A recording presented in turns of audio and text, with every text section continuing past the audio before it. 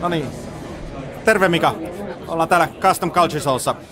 Sulla on tässä joku tämmönen keskiaikainen kidutusväline. Kerropa vähän mikä tää on.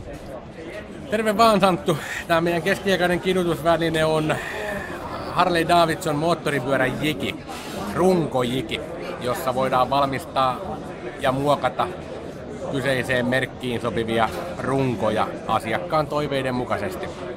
Ahaa, niin, runkoja ei siis ilmeisesti Arska ja Tane ei niinku mitenkään rälläkällä tallissa niitä tee kieliposkella, vaan tarvitaan tämmönen teline.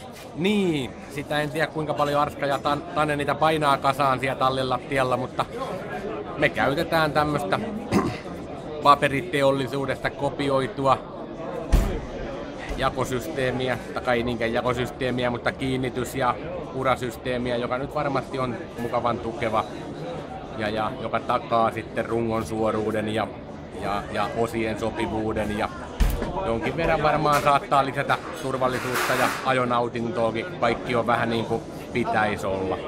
Joo, miten voiko täällä tehdä runkomuutoksia vai uusia runkoja vai sekä että? Joo, kyllä tää sekä että ihan täysin molempia ja molempia tehdään yhtä paljon melkein, että uusia runkoja ja sitten pitemmälle ja vähemmälle tehtyjä modifiointeja, niin ne on kuitenkin se pääasia.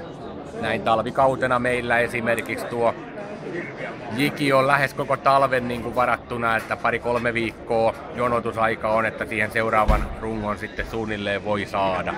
Kauanko tommonen yhden rungon tekemiseen sitten menee?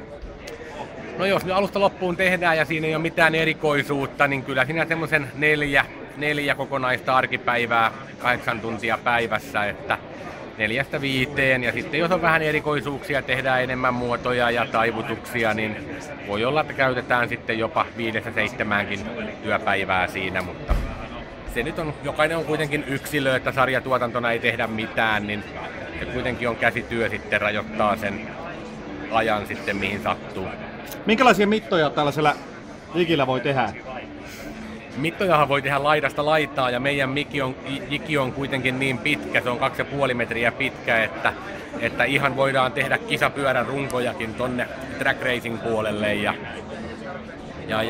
se on sitten yleensä ollut se pisin, että yleensä ei kadulle niin pitkiä runkoja tule, etteikö tää riittäisi, että kisapuolellakin riittää, että kyllä ihan lyhyestä pitkään kaikki menee, kaikki on säädettävissä. Sulla on tommonen prätkäliike Lempälässä, eikö oo? Joo, kyllä. Meillä on siellä Mr. More Motorcycles ja custom puoli tuntee nimen Mr. More Custom Craft. Nimen alla tehdään sitten muokkauksia ja muita, että sieltä löytyy sitten ihan laaja skaala tältä alalta moottoripyöristä uusista käytettyihin sekä sitten rakentelupuolelta kaikki mahdollinen mitä asiakkaat. Että löytyy muutakin kuin öljynvaihtoa. Niin, ja öljynvaihdonkin saa jopa. Että pyritään sitä tekemään mitä asiakas on vailla. Ja paljon niitä mitä muilta jää tekemättä, niin me hoidetaan sitten loppuun. Ok, kiitos sulle. Kiitos kovasti.